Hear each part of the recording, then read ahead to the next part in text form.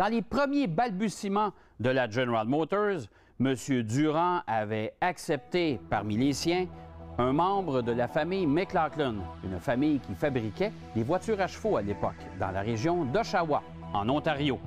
C'est devenu, par la suite, McLaughlin Buick. Et c'est un modèle 1939 que nous vous présentons aujourd'hui.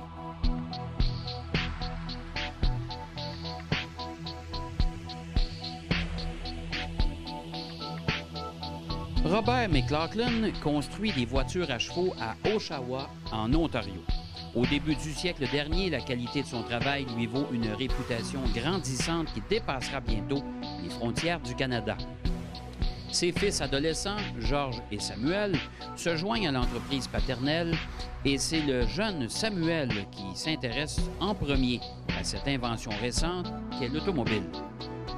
Après avoir tenté sans succès de construire sa propre voiture, Sam McLaughlin s'associe à William Durand, établi au Michigan, le plus important fabricant de voitures à chevaux en Amérique et actionnaire principal de la jeune Buick Motor Company. Cet accord permet à McLaughlin de se procurer des groupes motopropulseurs Buick, moteur et transmission, pour les installer à bord de voitures de sa création. C'est ainsi que sont nés les McLaughlin Buick. Nous sommes en 1908 et quelque temps après la signature de ce contrat, William Durand crée la General Motors Company autour de la marque Buick. La relation d'affaires entre Durand et McLaughlin dure de nombreuses années et celui-ci commence en 1916 à assembler des Chevrolet. S'ensuit en 1918 la dissolution de McLaughlin Motor Car Company qui devient alors General Motors du Canada. À leur début, les McLaughlin Buick se différencient des Buick américaines, entre autres par le style des carrosseries souvent dessinées par Sam McLaughlin lui-même. Par la suite, à mesure que les structures en bois sont remplacées par des châssis en acier, les modèles des deux marques se ressemblent de plus en plus et McLaughlin se limite graduellement à la réalisation de voitures sur commande spéciale, la plus célèbre étant sans doute la McLaughlin Buick du romantique Édouard VIII. En 1945, à l'issue de la Deuxième Guerre mondiale, les usines réquisitionnées pour l'effort de guerre reprennent la production automobile. C'est alors que la marque McLaughlin disparaît définitivement du catalogue GM. Serge, aujourd'hui, on traite d'une voiture qui a vraiment, mais vraiment marqué l'histoire du Canada. Je ne sais pas si d'entre vous, il y a des gens qui ont déjà écouté le premier film de la famille Plouffe, les Plouffe, produit au Québec. Il y avait une visite de la reine pendant le film. Et la reine et Georges VI avaient participé à une parade dans les rues de Québec, dans la basse ville de Québec, à bord de la voiture qui nous occupe aujourd'hui, une McLaughlin Buick. C'est une voiture qui a été faite sur mesure, Serge. Ça a été une voiture faite pour le Tour Royal de 1939. Elle a été fabriquée à Oshawa, au plan de General Motors à Oshawa. Ils en ont fait deux identiques. Bon. Et les voitures, la deuxième existe toujours, l'exemplaire. On ne sait pas, elle était dans la région de la Colombie-Britannique, mais on ne sait pas si elle est toujours là aujourd'hui. C'est une voiture qui fonctionne encore, qui est en marche, et tu as eu le plaisir de la conduire lors de certains événements particuliers, comme Feu Roméo Leblanc, qui est décédé il n'y a pas si longtemps.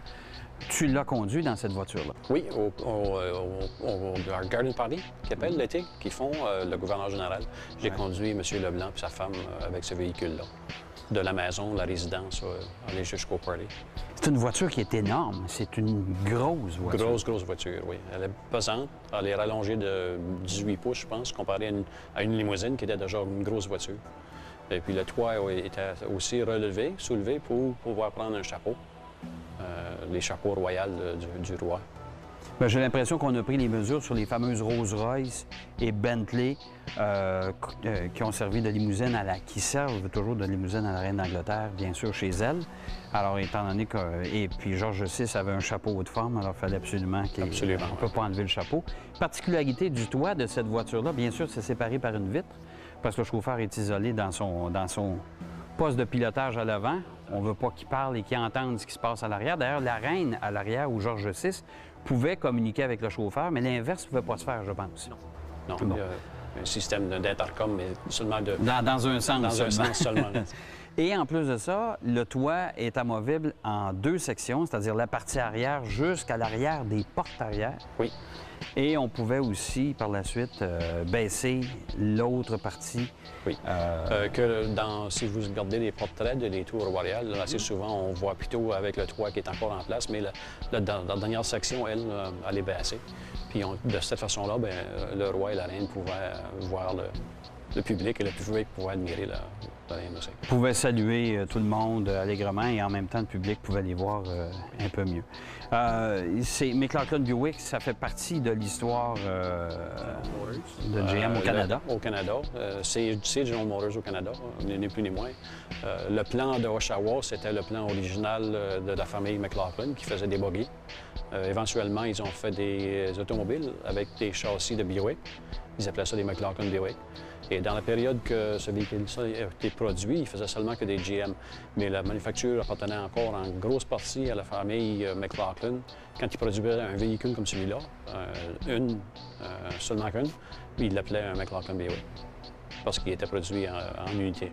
En unité. Alors, c'est-à-dire que quand on faisait une commande spéciale pour une voiture présidentielle, on va l'appeler comme ça, oui. À ce moment-là, il apposait le nom de McLaughlin avec le nom du fabricant qui avait fourni, si on veut, le châssis, etc. À partir de laquelle la voiture. Mais ils n'ont pas travaillé aussi, ils n'ont pas fait des Lincoln et des Chrysler aussi, McLaughlin? Oui, le gouvernement canadien donnait un contrat à toutes les grosses compagnies américaines, on va dire Chrysler puis Ford.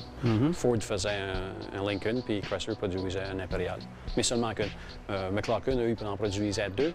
De cette façon-là, si une se brisait, ils en avaient un autre pour la remplacer, puis de même, on pouvait dire, un Buick, c'est jamais cassé. C'est une belle façon de voir les choses. Pour les gens qui veulent voir cette voiture-là de plus près, ils auront la chance de la voir au Musée de l'Aviation de toute façon, parce qu'elle sera là tout l'automne jusqu'à... Peut-être 2-3 ans, là. Ah, à partir de septembre 2009. Pour accueillir la reine, bien sûr. Pour accueillir la reine. Merci, Serge.